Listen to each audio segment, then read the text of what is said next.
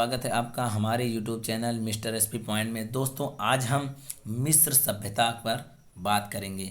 मिस्र सभ्यता का यह पहला यूनिट का पहला वीडियो है और पहला लेक्चर है। साथियों, मिस्र की सभ्यता, इजिप्ट सिविलाइजेशन, क्या इजिप्ट सिविलाइजेशन, मिस्र की सभ्यता पर हम लोग आज बहुत ही विस्तृत तरीके से अध्ययन करने वाले हैं।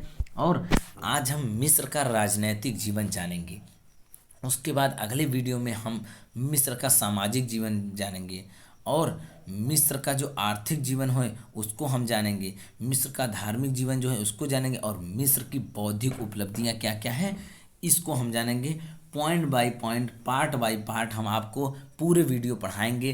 पूरी मिस्र की सभ्यता, पूरी मेसोपोटामिया की सभ्यता, कहने का मतलब पूरी प्राचीन इतिहास। ये हमारी विश्व की जो प्राचीन इतिहास है बीए सेकंड ईयर स्टूडेंट के लिए, और जो भारतीय इतिहास है, जो हमारा भारत का प्राचीन इतिहास है, उस पर हम लोग बात करेंगे बीए सेकंड ईयर के एंशिएंट हिस्ट्री अर्थात प्राचीन इतिहास के सब्जेक्ट वाले विद्यार्थियों के लिए। तो साथियों, चलिए हम लोग आगे बात करते हैं मिस्र कालीन का जो प्रमुख इम्पोर्टेंट बातें हैं उस पर। तो देखिए, मिस्र काल जो मिस्र है ये नील नदी का, क्या नील नदी का वरदान का अभिशाप है। मिस्र की सभ्यता जो है नील नदी के वरदान या अभिशाप है। मिस्र सभ्यता जो है, मिस्र सभ्यता के सृजन एवं विकास में नील नदी का भौगोलिक पृष्ठी भूमि का महत्वपूर्ण भूमिका रही है। कहने का मतलब नील नदी की वजह से हमारी मिस्र कालीन सभ्यता बहुत ही इसकी विकास में बहुत ही महत्वपूर्ण भूमिका रही है और नील नदी का बहुत ही महत्वपूर्ण योगदान है मिस्र की सभ्यता के ऊपर। तो हम लोग इस पे आगे और बात करते हैं, क्या है कि महत्वपूर्ण है ये। और मिस्र की यात्रा करने, क्या है, मिस्र की यात्रा करने वाले यूनानी इतिहासकार हेरोडोटस को आप लोग जानते होंगे। ये मिस्र की यात्रा करने वाले यूनानी इतिहासकार हैं। ये हेरोडोटस का साहित्य सत्य प्रतीत होता है, उन्होंने कुछ प्रतिपादन किया है। साहित्य सही सत्य प्रतीत होता है कि मिस्र नील नदी के देन है। क्या, मिस्र नील नदी का देन है, अर्थात मिस्र नील का वरदान है। मिस्र को नील नदी का वरदान कहा गया है और इस कथन से अभिव्यक्त होता है कि मिस्र के लोग और नील नदी में पारस्परिक निर्भरता है और इसलिए लोग इस निर्भरता को निम्न बिंदुओं द्वारा स्पष्ट किया जा सकता है। आगे हम लोग उसी पर बात करने वाले हैं। नील नदी के वहाँ के निवासी जो करते थे, निर्भर रहते थे, किस प्रकार, उस पर हम लोग आगे बात करेंगे। साथियों, वीडियो में आप लोग अंत तक बने रहिए ताकि आपको बहुत अच्छी तरीके से वीडियो समझ में आए।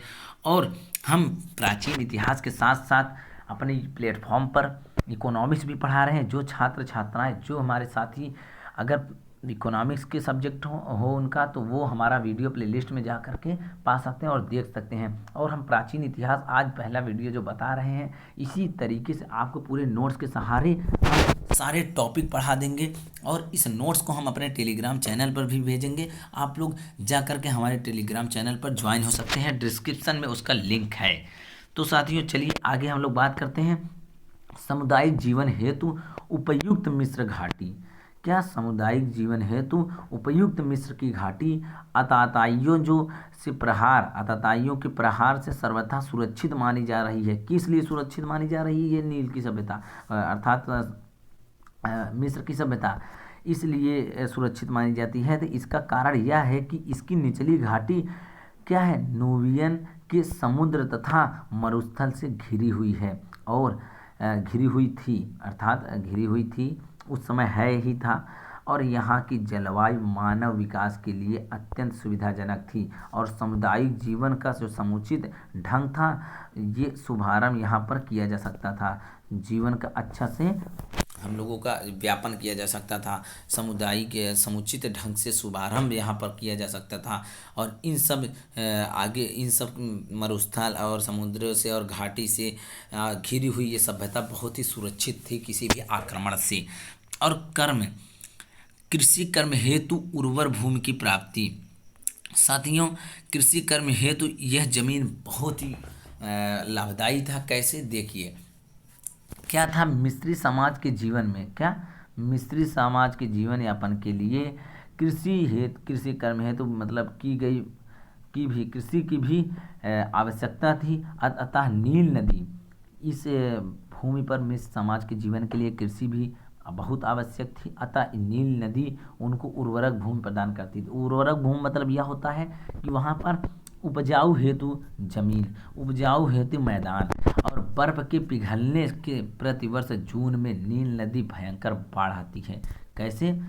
हर वर्ष गर्मी में बर्फ़ों के पिघलने से, जो ग्लेशियर पे बर्फ़ होते हैं उनके पिघलने से प्रतिवर्ष जून में नील नदी में भयंकर बाढ़ आती है और पूरी गर्मी इस क्षेत्र में जल क्या होता है, बढ़ता जाता है और अक्टूबर के अंत तक अथवा नवंबर के प्रारंभ तक पूरी घाटी जलमग्न हो जाती है, अर्थात पूरी घाटी डूब जाती है और इसके किनारे जो थे और जलमग्न हो जाती है तो किनारे टूट जाते हैं। जो किनारे होते हैं नदी के वे टूट जाते हैं और खेत डूब जाते हैं। जब खेत डूब जाते हैं तो क्या होता है, नवंबर के पहले सप्ताह में नदी का जलस्तर घटने लगता है तथा दोनों किनारों के मैदान धीरे धीरे खाली होने लगते हैं। दोस्तों, जब नदी का किनारा टूट जाएगा तो हमारे मैदानी क्षेत्रों में पानी घुस जाएगा। जब पानी चला जाएगा तो धीरे धीरे जब नदी का स्तर घटेगा तो वो सूखता जाएगा और मैदान खाली होने लगते हैं। और फिर क्या होता है, बाढ़ के कारण मैदान पर्याप्त मात्रा में नमी सोख लेते हैं तथा इन काली मिट्टी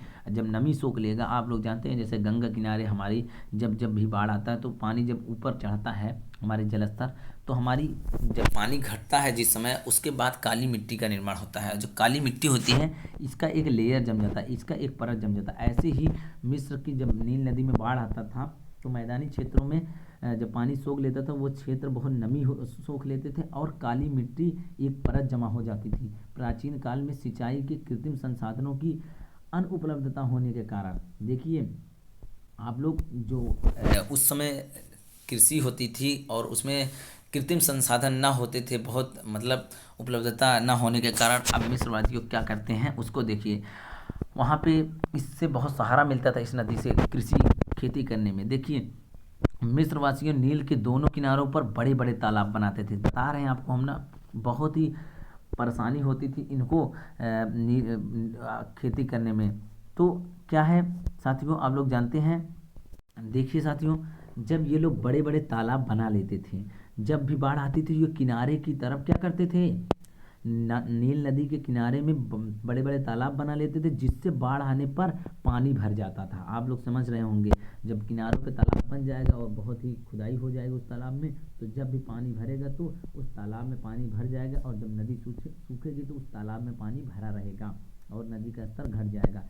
तब क्या होगा, उसमें से सिंचाई हो तो पानी निकालने के लिए ये लोग सायूब का इस्तेमाल करते थे। सायूब का मतलब यहाँ ये है, आप लोग यूँ ही समझ लीजिए कि जैसे गाँवों में दुबला होता है, अगर आप लोग दुबले का नाम ना सुने हो तो दुबला दुबला बोलते हैं गाँव में, जैसा कि हम सुने हैं।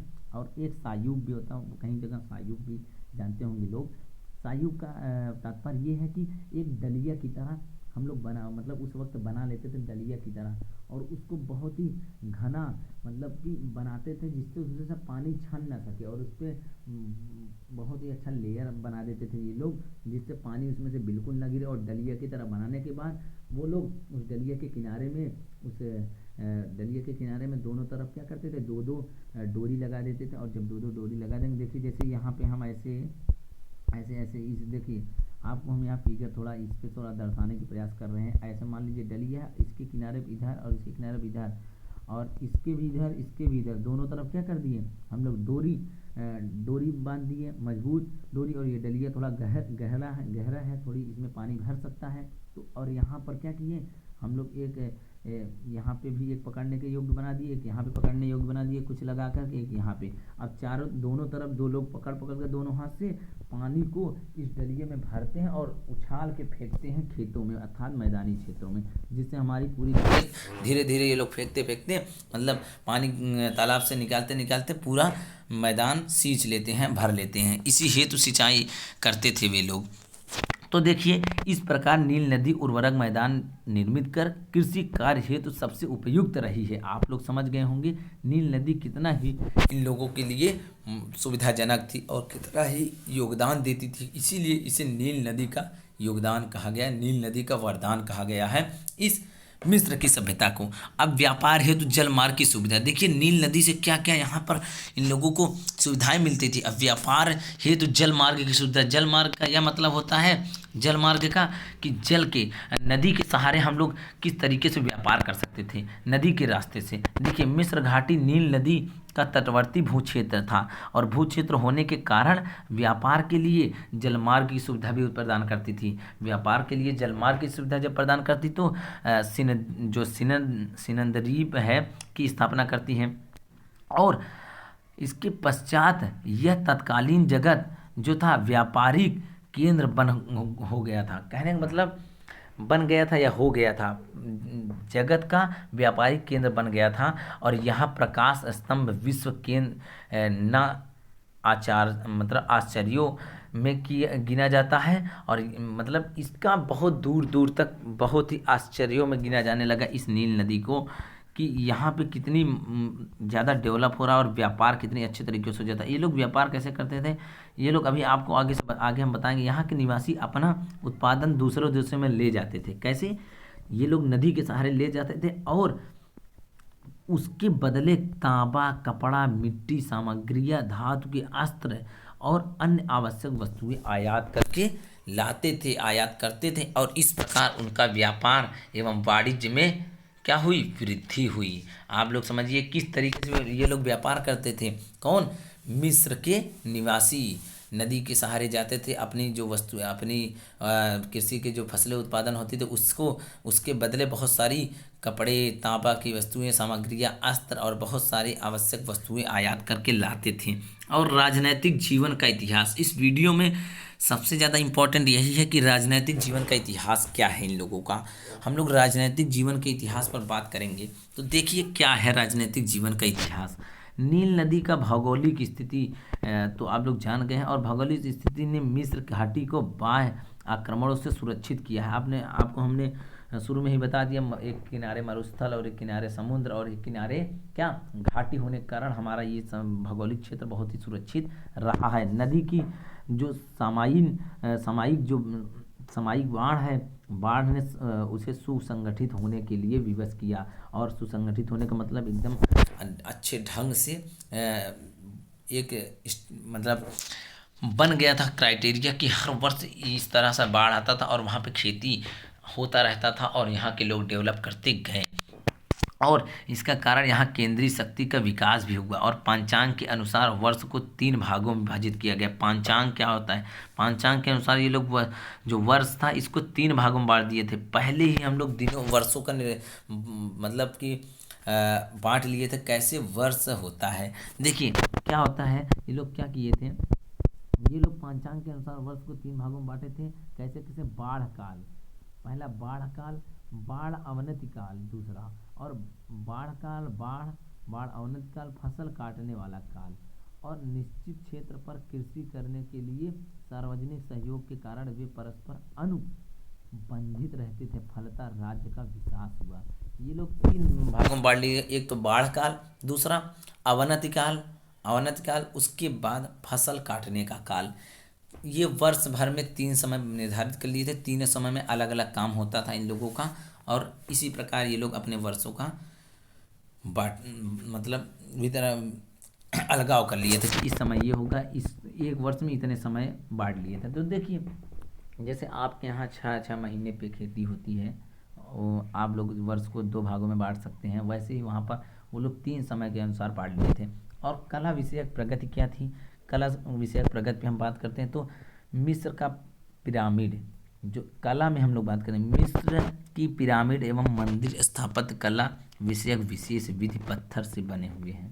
कला विषयक प्रगति पर बात करेंगे, ये लोग कला में कितने माहिर और कितने डेवलप कर चुके थे, कितने ज़्यादा ये लोग माहिर, बहुत ही पिरामिड जो होती थी पत्थरों से बहुत ही लंबा, बहुत ही विशाल बनाते थे ये लोग। कैसे, आप लोग जानते होंगे मिस्र का पिरामिड, गीजा का पिरामिड सुने होंगे, बहुत ही इम्पोर्टेंट है। आगे हम लोग सब पर बात करेंगे। तो देखिए यहाँ के कला का विकास कैसे होता था, तो ये क्या है कि निर्मित स्थल पर पत्थर के उपलब्धता होने के कारण इससे ज्ञात होता है कि वहाँ पर पत्थर नदी के माध्यम से उपलब्ध करवाया गया। चित्रकला का नाव जो था उसका चित्रण मिलता है। चित्रकला में नाव का चित्रण मिलता है। चित्रों में नाव के सहारे पत्थर लाए जाते होंगे। और नील नदी का प्रतीक भी माना जाता है। और नावों की लोकप्रियता के कारण इनके हाइब्रोलिपि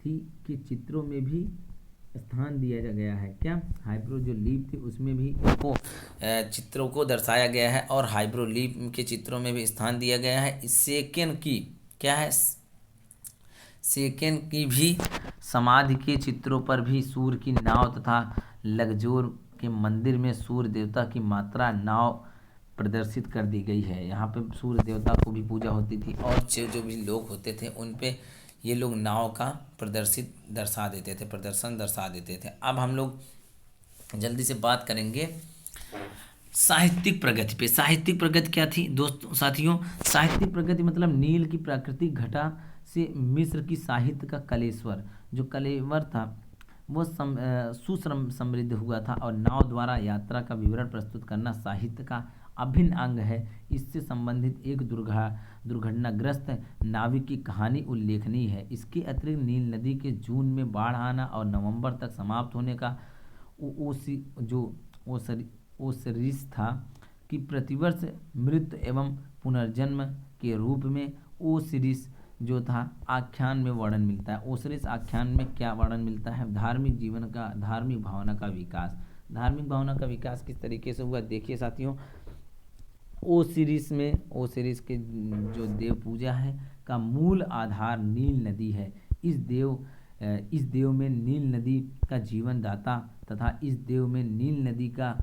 दाता तथा वनस्पतियों का आत्मा समाहित है। इसलिए नदी के शरद कालीन बाढ़ में पुनर्जन्म एवं बसंत को मृत्यु की प्रतीक स्वीकार किया जाता है। साथियों इस बातों पर आप लोग बहुत ही गहराई से ध्यान और दीजिए क्योंकि यह बहुत इंपॉर्टेंट है नील नदी के राजनीतिक जीवन समझना। और आगे हम लोग अगले वीडियो में इस वीडियो में हम लोग सिर्फ राजनीतिक जीवन पर बात करेंगे। अगले वीडियो में सामाजिक जीवन पर बात करेंगे। उसके अगले वीडियो में आर्थिक जीवन पर बात करेंगे। उसके अगले वीडियो में मिस्र का धार्मिक जीवन पर बात करेंगे। फिर अंत का वीडियो बनाएंगे मिस्र की वैदिक उपलब्धियाँ जो थी, ताकि हमारा 5-6 वीडियो में यह हमारा कंप्लीट हो मिस्र की सभ्यता। और क्योंकि वीडियो ज़्यादा लंबा करने से बहुत अच्छा नहीं होता, वीडियो शॉर्ट रहता तो आप लोग जल्दी से देखकर आपको समझ अच्छे से आ जाता है। इसलिए हम इसको 5 पार्टों में बताएंगे। तो साथियों देखिए स्वीकार किया जाता था इससे मिस्र जीवन जो शाश्वत जीवन की अवधारणा का विकास हुआ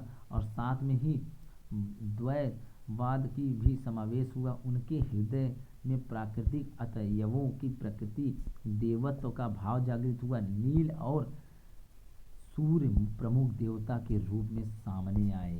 देखिए क्या धार्मिक जीवन का विकास हुआ, नील और सूर्य देवता जो है सामने आए हमारे इससे धार्मिक जीवन का जो प्रभाव जो विकास हुआ उस पे नील नदी को भी पूजा करते थे ये लोग और सूर्य देवता की भी। गणित एवं ज्यामिति का विकास किस तरीके का हुआ देखिए। ये लोग गणित और ज्यामिति में उस समय कितना विकास कर चुके थे इस पर हम लोग बात करेंगे। तो बाढ़ में डूबे खेतों की जो जब बाढ़ आता था उनके किनारे जो खेत होते थे वे डूब जाते थे। जब डूब जाते तो उनकी जो मेड़ मिल जाने से वे एक हो जाते थे। मतलब क्या है मेड़ मिल जाने से कि जो डिवाइड होता है हमारी खेतों में मेड़ बड़ा होता है बीच में उसका मिल जाना है, उसका एक सपाट हो जाना। जब नदी आती बाढ़ आता था सब बराबर हो जाता था, कहीं कुछ दिखता ही नहीं था कहाँ पे इसका भाग है, कहाँ पे कौन सा खेत को बांटा गया था, ये लोग समझ नहीं पाते थे। अतः उनको नापने योग्य फिर से बांटने योग्य नापने की आवश्यकता पड़ती थी। फिर से उन खेतों को बांटने की आवश्यकता होती थी। और साथ ही बांध नहरों इत्यादि के निर्माण में भी गणित ज्यामिति की आवश्यकता महसूस की गई। तो ये लोग किस तरीके से विकास किए गणित में, यही हम लोग बात करेंगे। देखिए ये लोग क्या करते थे, ज्योतिषी के रूप में जो तिथि गणना की जो चक्र था वे विधि की खोज नील नदी की बाढ़ के आधार पर हुई थी। लेकिन ये लोग ज्योतिषी के रूप में बहुत ही गणना करते थे। ये लोग गणितीय जो हमारी ज्यामिति में हम गणितीय उपलब्धि थी। ये बहुत ही इम्पोर्टेंट है इन लोगों के लिए। ये लोग बहुत पहले ही बहुत ज़्यादा सोच लिए थे, बहुत ज़्यादा कर लिए थे। आज के ज़माने में तो सोचा जा सकता है वो लोग किस तरीके से इतना संपन्न थे। तो आगे देखिए क्या है, वैज्ञानिक कौशल की प्रगति। वैज्ञानिक कौशल की प्रगति क्या है साथियों? वैज्ञानिक कौशल की प्रगति से नील नदी का जो बाढ़ एवं आश्वासन प्रवृत्ति के वैज्ञानिक कुशलता क्या प्रसार किया। बाढ़ को संग्रह करने के लिए तालाबों एवं झीलों का विकास हुआ। इनमें विभिन्न प्रदेशों की सिंचाई हेतु जल भैंसों के लिए भी निर्माण रखा गया और उसे बाहरी ऊंचे धरातल पर स्थित क्षेत्रों में पहुंचाने के लिए सडूफों का आविष्कार किया गया और उनकी वैज्ञानिक कुशलता का प्रतीक है।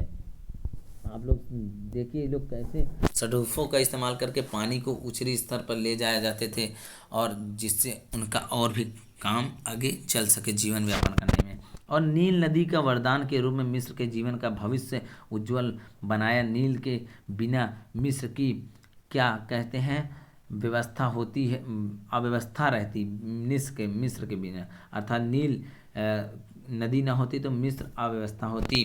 और इसका अनुमान ग्रीष्म ऋतु में वहाँ भूषण मतलब भ्रमण करके ही और खेत सूख जाते और जल में अभाव के वृक्ष से वनस्पतियाँ कृषि फसल सूखने लगती और मनुष्य पशु पक्षी जल के लिए व्याकुल हो जाते। इस प्रकार यह नदी अपने अभिव्यक्ति जो अभिशप्त रूप में मिस्री उल्लास की पूर्णता विनाश कर देती।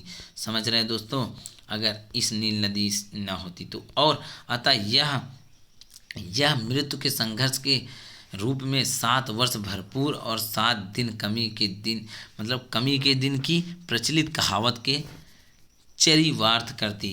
अब क्या है ये कहावत 7 वर्ष भरपूर और 7 दिन कमी, ये हमारा क्या है 7 दिन की कमी, ये हमारी कहावत है 7 वर्ष भरपूर और 7 दिन कमी।